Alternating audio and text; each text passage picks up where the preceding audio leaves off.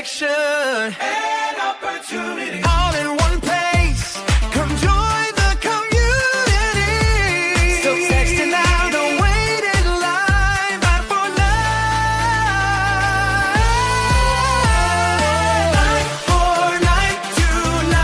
949-292-905. That's 949-292-905.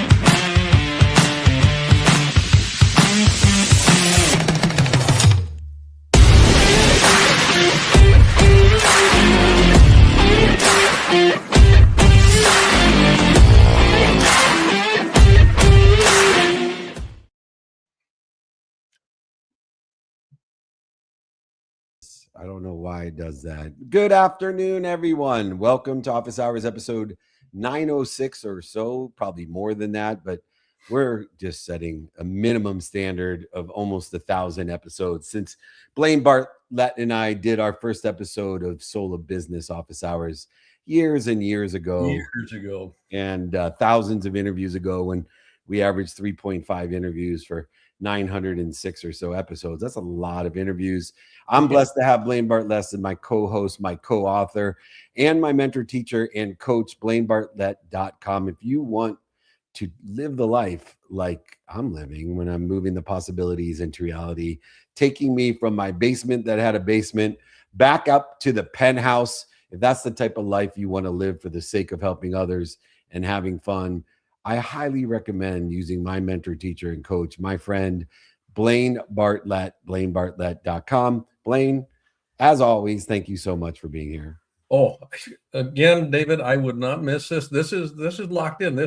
Moses handed me a stone tablet that said office hours Thursday. Be there. Yeah, and we got Napoleon Hill Institute training on Wednesdays. Yep. That's taking off as well. So 2 days of the week we get to share in that wisdom and faith that get people to shorten the distance of resistance. Speaking of getting people, real quick before we bring our guest on, I just want to remind people where we're going to be. We'll be in Vegas tomorrow and Saturday. We have the studio time at SiriusXM. Come there 12 to 2.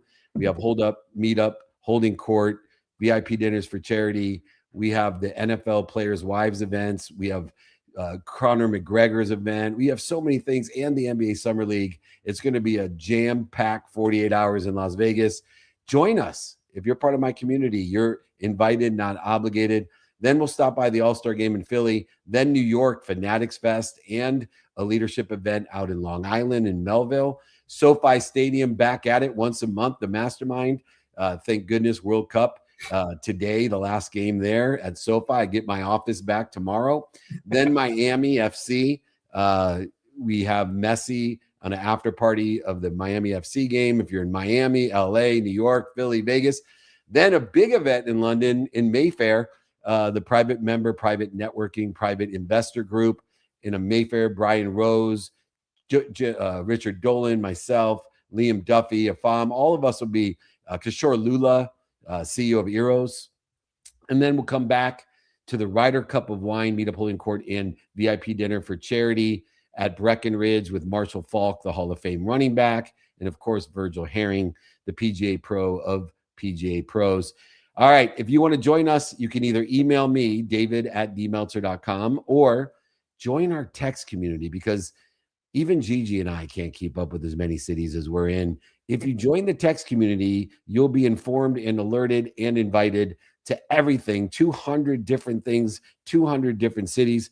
949, as the jingle says, 298-2905. All right, let's get right to it. Our friend is waiting in the green room. We are blessed to have our friend Weipeng. Zhuo, welcome to Office Hours episode 906 or more.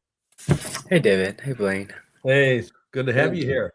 Great to have you here. So Weipeng, the CEO at Nexrizen Insight Expansion, and we are inundated with all types of discovery, to the point that Blaine and I have discussed knowledge is a commodity, which is why the wisdom, the dummy tax that we paid is so valuable. And Nexrizen's free AI discovery is just another example of how the value of making humans more human by saving time and money. Give me an idea of what this powerful tool allows people do to make them more human. Sure thing, David. So we've traditionally done a lot of, Nexrizen is a AI and software consultancy firm, and we build custom softwares for businesses specialized in the AI space. And most of the time, if you walk into a corporation that wants to use AI to improve their profits, we have to do weeks and weeks of discovery work, right? Interviewing their executives, interviewing their managers, to see what their workflows are like, where are the money leaking, and how do we improve their operations. We actually came up with a tool where you can spin up these AI agents to do research on the firm itself, and then create an AI agent with a phone number that the CEO or the executive team, literally everyone from the firm can call and answer a couple of questions for like maybe 15-20 minutes to understand, what part of the work is most tedious that they don't like, what do they do most often that could be automated, and make them more human, right? Because there's a lot of things we do at work that's just like moving boxes and dragging Excel sheets and things that you don't need, that doesn't really require a lot of intellectual. Then it doesn't make you feel very fulfilled, right? What makes you fulfilled is the interaction with colleagues, coming up with more creative ideas, talking to your employees.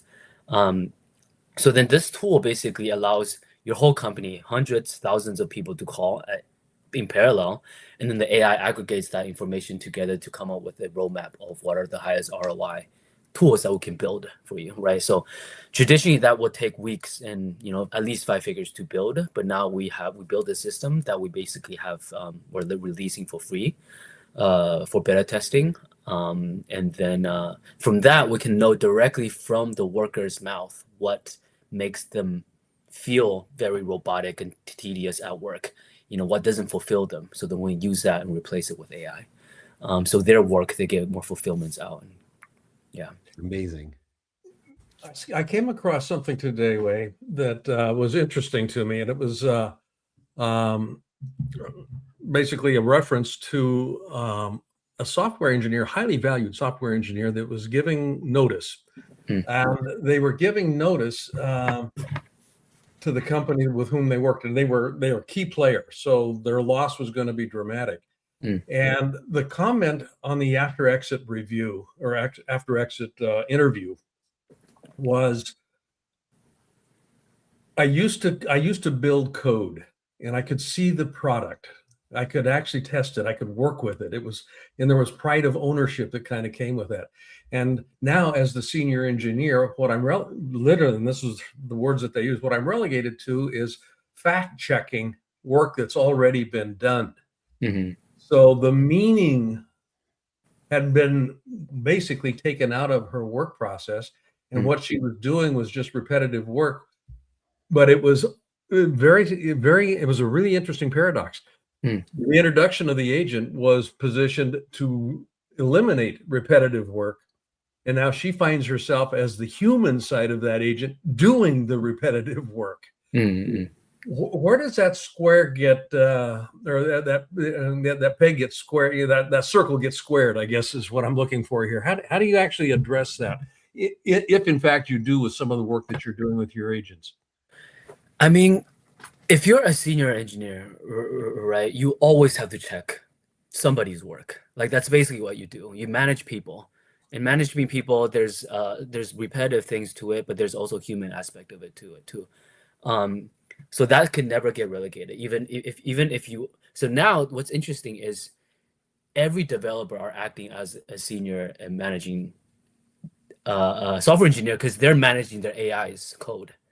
Right, they're getting feedback to the AI's code, so they still need to be able to give feedback, and that's actually a lot more intellectually rewarding, at least for me. Is reading the outputs and then knowing how to judge what the AI code instead of actually coding, word for word.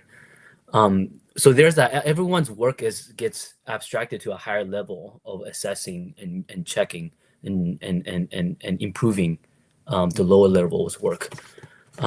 So there's that. I don't know if I'm answering the question fully. You are actually, because meaning has shifted, and so part of what needs to happen, I think, is a redefinition of what it means to be an engineer.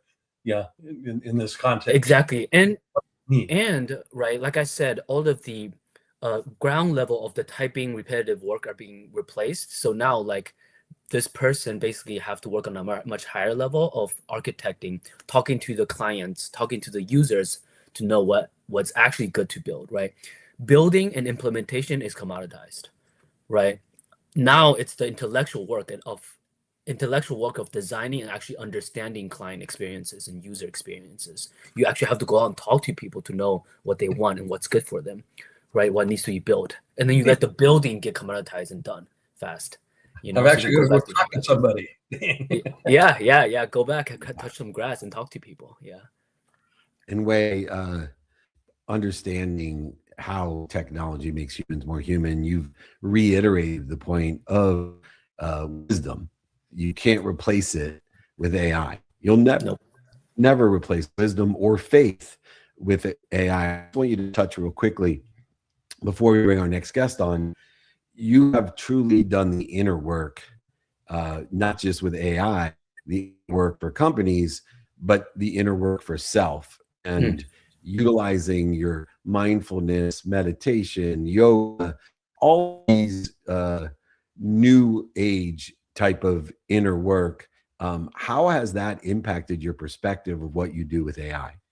Thank you for that. I think that's something that's really interesting, unique for me, because I'm not just a tech person. I go to a 10-day meditation retreat every year. I did a 30-day silent meditation retreat 2 months ago, where you don't touch electronics, you don't talk to people, and you just meditate, right? You get into your own head, and you just relax and kind of be content and be present.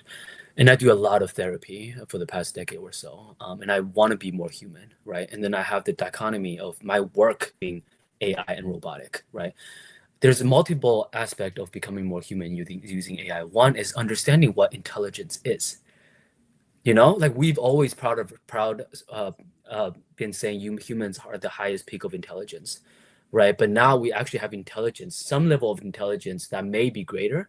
But now we actually have to realize, hey, maybe productivity and intelligence and being able to work harder isn't what's true to being a human. Maybe being a human is someone that is more spiritual, someone that connects with Earth, someone that connects with each other, right? Rather than just being productive and churning out Excel sheets all the time. Like, what does it mean to be a human? And also, if I can replace all these menial work, that doesn't affect anything, that doesn't fulfill me with AI and automation, then I can be more human and also, right? And treat other better and talk to users better. So this is redefining and re-examining who you are and what brings you meaning is a personal journey I'm going on, but also I think as a species is a species journey that we're going on right now, Yeah, I think that sums up at its essence, and the inner work to get the outer results, and the thoughts, behaviors that are indicative of alignment in that divine direction. And we got to do the work, whether it's personally or professionally, inside a company or inside self, to establish and to execute the work outside of us. The amazing Weipeng himself, welcome for joining us at Nexrizen Insight Expansion. If you want someone to give you the wisdom to utilize AI to make humans more humans, to make more money for the sake of helping others and having fun, my full endorsement goes to our friend Weipeng. Thank you so much for joining us. Thank you so much, David. Bye. God bless you, brother. Cool. What a great insight to a different way to look at what's troubling or interfering with so many of us. We now have Adiosa here, behavioral economist, CEO at Decision Alpha. I hope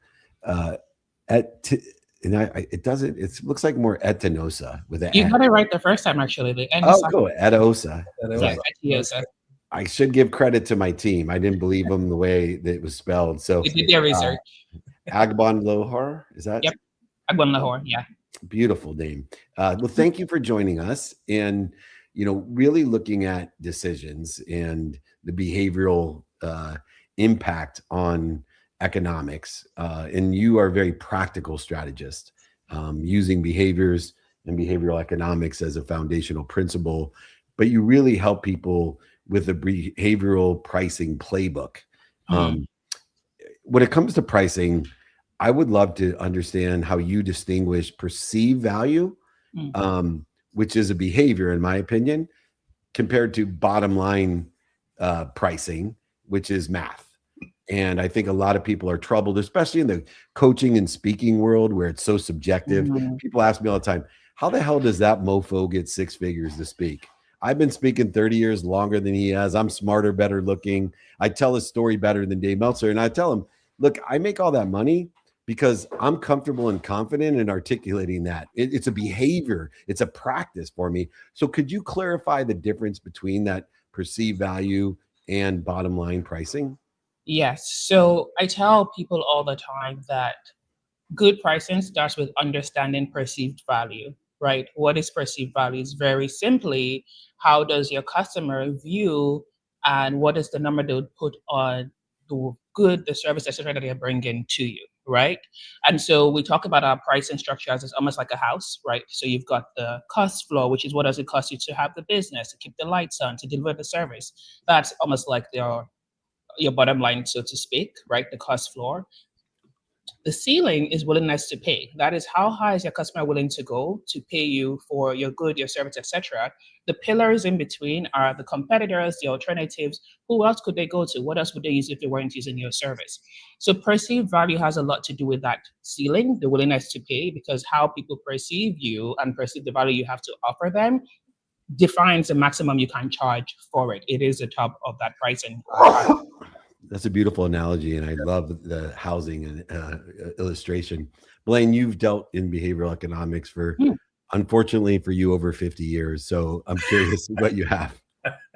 Well, I'd like to invite you to define the term for those that aren't familiar with behavioral economics. Yep. Most people, I've studied economics at the university, and it's the study of scarcity, which is kind of an interesting paradox. But behavioral. As a behavioral economist, what is it that you're actually paying attention to? And then how does it translate into this whole pricing conversation? Yes, absolutely. So behavioral economics, essentially, as a behavioral economist, I study the psychology behind how people make financial decisions, right? So pricing, as with all other decisions we make in the world, it's never just about the math, right? It's always about the psychology, the context, the reference point, our emotions. All of those play a role in how we're choosing and making financial decisions. So I'm versed, and my team is versed in what are all the things that accompany how people are choosing and making those financial decisions. In terms of how it plays a role in pricing and why I even started this journey, a lot of my background has been rooted in the financial well-being world. I've worked with banks, investment banks as a behavioral economist, and everything that I did, whether I was working with an investment bank to build a savings product or working with a multinational bank to help their customers, diversify their holdings, everything at the heart of it is making sure the average person has enough money to live on today. They can absorb any income shocks that's going to happen, and they have comfort about the future looking forward. And so when I thought about, I want to build the consulting firm, I want to, try building this business on my own, how does financial well-being show up in the average entrepreneur's life? It shows up in your pricing, right? If you imagine that your business is a farm and you've done all the work of tilling the soil and planting seeds and chasing leads and doing all of these things to build your farm, pricing determines your harvest. It determines how much you're going to recoup from all the work that you've put into it. And so financial well-being and pricing is almost a linear relationship when you're a business owner. And so it really made sense from that perspective of, I want the work I do to continue to be about financial well-being, number one, but also a lot of times business owners think that pricing is just a number. I choose a number, I put it out there, that's it. Psychology matters. It's very important, and it's going to help you differentiate the difference between a six-figure speaker or coach and somebody struggling to make $1,000 a month. It's so Beautiful. true. And, all of us have seen how even large businesses, that 80% of their business would bankrupt them Mm. because of their lack of execution on behavioral pricing. 80% of business for most companies, regardless of size, are either breaking even or losing money. And if your whole business was breaking even and losing money, you'd go out of business. They're relying on that 20% because they don't understand what Adiosa is teaching us and provides us for free. She gives us the playbook, a behavioral pricing playbook that you can get. And if you go to decisionalpha.co, you can get those practical insights around behavioral economics and a pricing strategy that will allow your company to live above the line in profitability so you can make more money for the sake of helping others and having fun. And I've never met anyone who makes a lot of money for the sake of helping others and having fun that isn't happy. So it's definitely aligned with my mission of empowering people to be happy. She is the Decision Alpha, CEO at Decision Alpha, a true leader in behavioral economics. And please join her at decisionalpha.co. Change your business, change your life with the free behavioral pricing playbook. Adiosa, thank you so much for joining us. I hope I didn't butcher your name too bad. No disrespect. I'm just the name butcher. So thank you so much. Good. Thank you for having me. Adiosa, thank you very much. Thank you. It's amazing. Great overview. I'm going to get that guide. It's Yeah, so I am too. what I teach, and any insight that a behavioral psychologist and so many years of experience. What a great lesson. All right, I'm bringing on the Buckeye to close out the game. I'm sure he's a Buckeye fan from Columbus, Ohio. Michael Leffenfeld is here, and we're going to talk about. He's the CEO and president at Hexion. Michael, first of all, OH. IO. All right. You already are starting at the pinnacle of the show. Doing well. I'm a Buckeye through and through. Of course, Blaine went to Oregon, so he's learned the wrath of Ohio State in multiple occasions. Not sure we can have him on the screen at this moment. We may need to put him on the side here. Exactly. Oh, no, you don't. Anyway, Hexion's chemistry as a service. See, we know SaaS, but I guess we call that CAS strategy, CAAS. It represents a fundamental shift of almost 2 centuries of chemical manufacturing and how it goes to market. What are some of the critical business issues that are addressed by CAS strategy that has very little change over almost 2 centuries of chemistry manufacturing? You know, the way that chemistry manufacturing has been totally modeled over the years is continuous improvement. When you're putting millions of tons of a product through a pipe, if you can improve your price by a penny a pound, that's tens to hundreds of millions of dollars to your bottom line. And that's been the philosophy of the chemical industry for some time. What we've decided to do is take these commodity chemicals and look at now using data, using information, using data flow, being able to take that information from the processing plant, from the substrate itself, and then formulate according to those variables. And that's our chemistry as a service, chemistry that thinks, right? It's a chemistry that can develop in a profound way an advantage that's no longer just throwing a chemical at a surface and hoping it works. Fascinating. Yeah. The idea of being disruptive, and I would suggest, Michael, that this is a very disruptive play in a very old industry.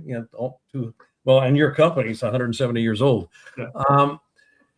The idea of democratization, digitization, and distribution, the 3Ds that kind of come into play here, that reduce the cost and increase the access.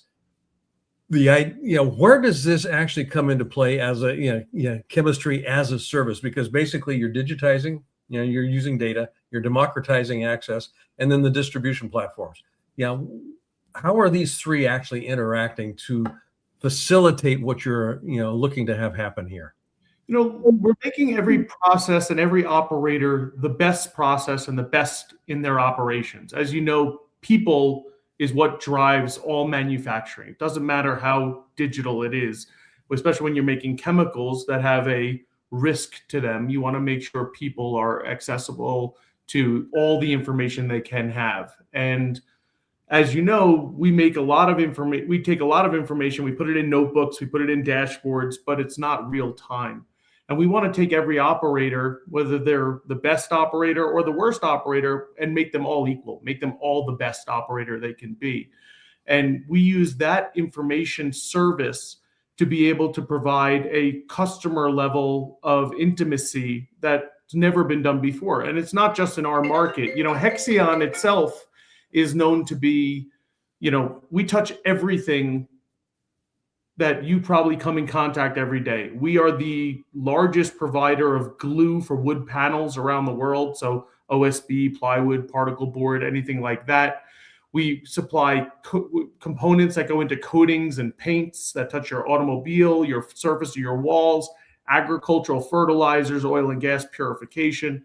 So in all of this, we are formulating to the best it can be so that you're using the least amount of commoditized material possible, right? So there's a massive sustainability element to this as well.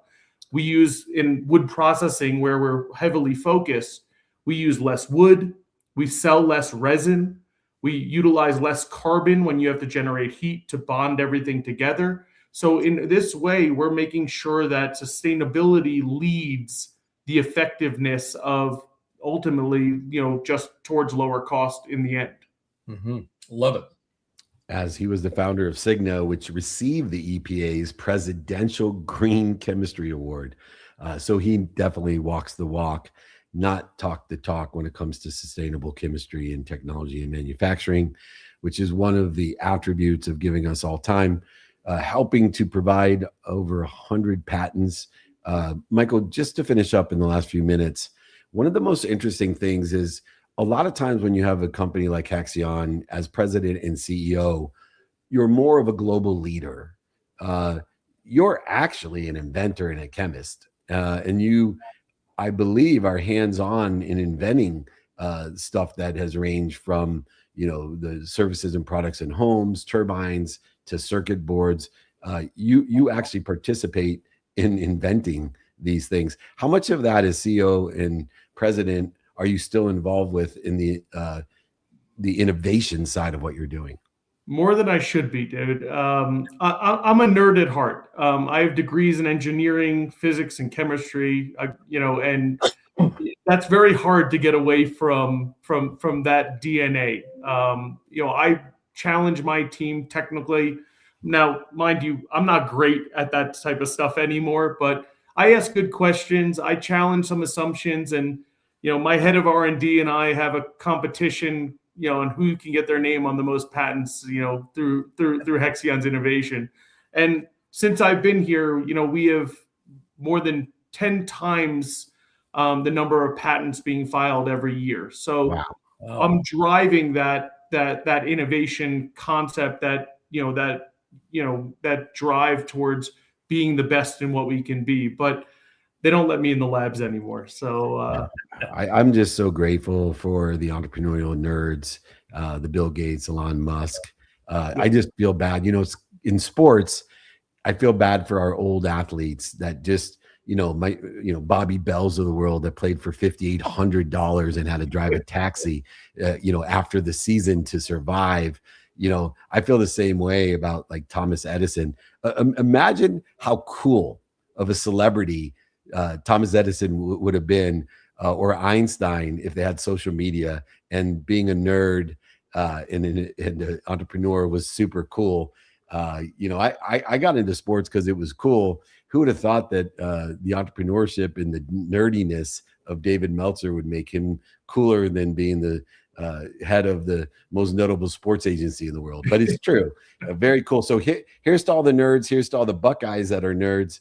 And here's to Hexion's chemistry and its cast strategy that is fundamentally shifting a 2-century business in manufacturing and going to market with multiple patents. Michael, promise us that we'll see you when we're in Ohio. Promise us you'll come on our other shows. Fascinating what you're doing. And congratulations, as most Buckeyes, for walking the walk, not just talking the talk. No, I'd love to do it again, and please, I welcome any invitation. And for you, we are the largest season ticket holder of Ohio State football tickets. So if you ever need a ticket, just let us know. I recorded this. I got the Schottensteins in my back pocket, but I didn't know that Hexion was beating out the Schottensteins, and that's awesome. 50-yard line. We've got a bunch of tickets. Wow.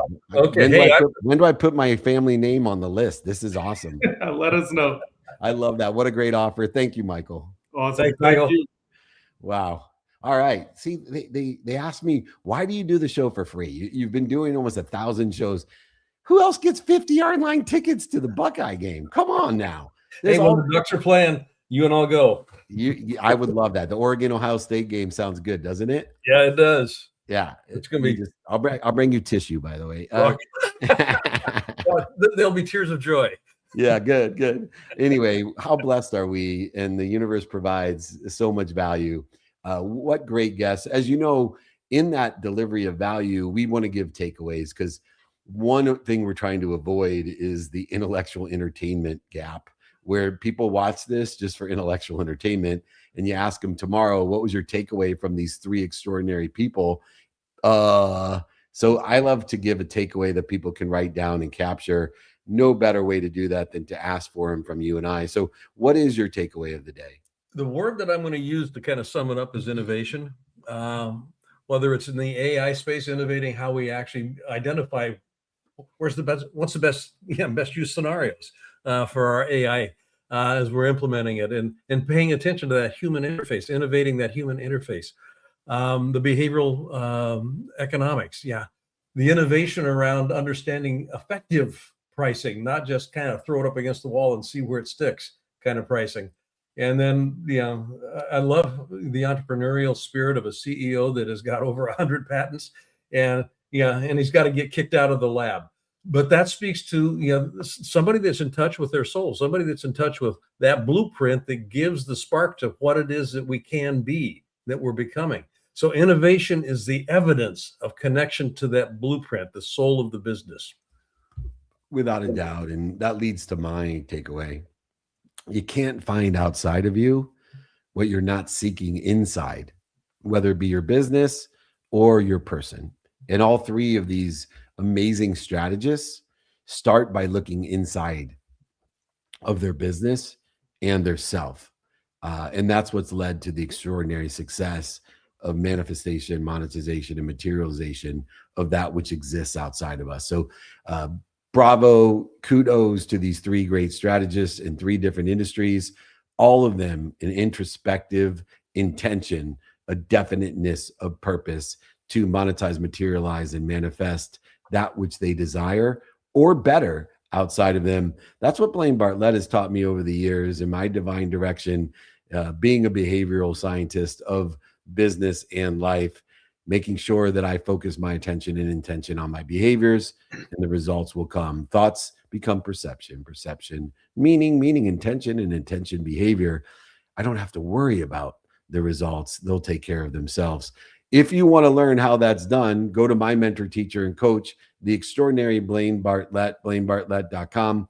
He has moved possibilities into reality for me and thousands of others around the world. Blaine, I will at the very least see you next Wednesday and Thursday, but if not sooner, God bless you and thank you for pouring into our community of office hours. Always my pleasure. I'll see you next week. See you next week. Love you, brother. You bet. All right. How blessed are we? This is Office Hours episode 906 or so. Just as a reminder, if you're around Vegas, so much going on. New York, Philly, so much going on. SoFi Stadium. Actually, I'm doing an intimate dinner with Tim Story as well. Only 8 spots available. Come and reach out to me if you want to come to dinner with me and Tim one-on-one. If you're in Miami, we can see Messi. Jorge Masvidal will be there, a few other people. London, you're around Europe, come and see us. Brian Rose, myself, Richard Dolan, Kishore Lula, few extras, Liam, Duffy, Afam. And then finally, we'll finish up in Breckenridge with Marshall Falk and Virgil Herring, PGA's best. Come and join us. Join our text community, 949-298-2888. 2905. Be informed and be invited, or just email me, your beloved servant. David means beloved. At D is my first initial. Meltzer means servant. David at dmeltzer.com. Let me be your beloved servant. Remember, most importantly, be more interested than interesting. Be kind. Be kind to your future self and do good deeds. Hit it, Gigi. Hey! Hey! Hey! Oh, hey! Wanna know where David's gonna be? Get invites, updates, and community. When he's in your city, you won't miss a thing. Just text the number, let your phone ring, ring.